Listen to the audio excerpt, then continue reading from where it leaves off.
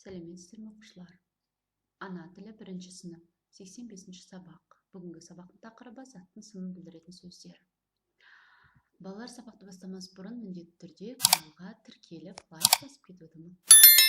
1-ші жаттығу: өлеңді мәнерлеп оқы. Аспаз. Ақ қалпағы басында, ыстық оттың қасында, бір тамақты пісіріп, бір тамақты түсіріп, апам ылғи жүреді, жайраңдайды, күледі. Түрін біліп тағамның, жолын қуып апамның, үлкен болып өскенде мен де аспаз боламын. Мылтықбай Ерімбетовтің өлеңі.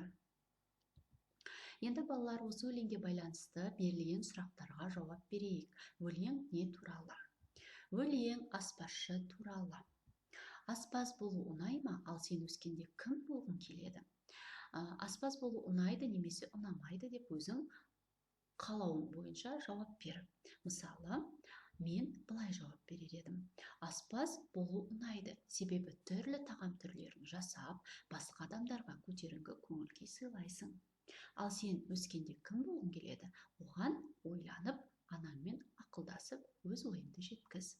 Өлеңнен заттың сынын білдіретін сөздерді тап дейді.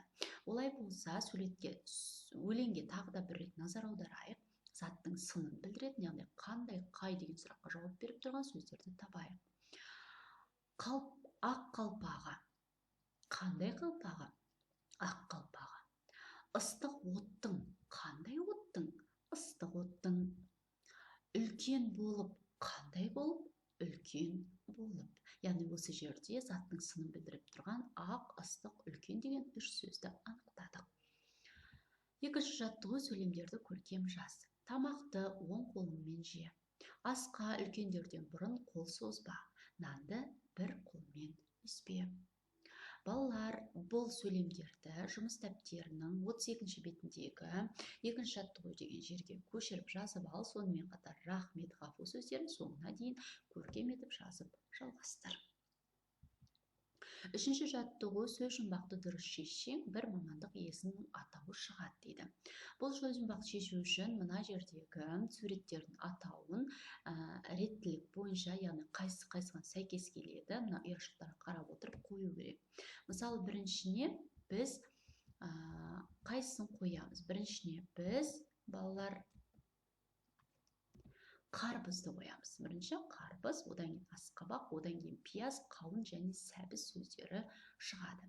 Енді мына жерде шыққан бір мамандық атауы ол аспаз екен.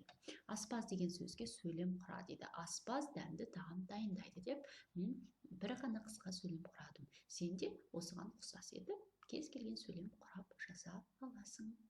Осымен бүгінгі сабағымызды аяқтаймыз. Келесі кездескенше сау бол.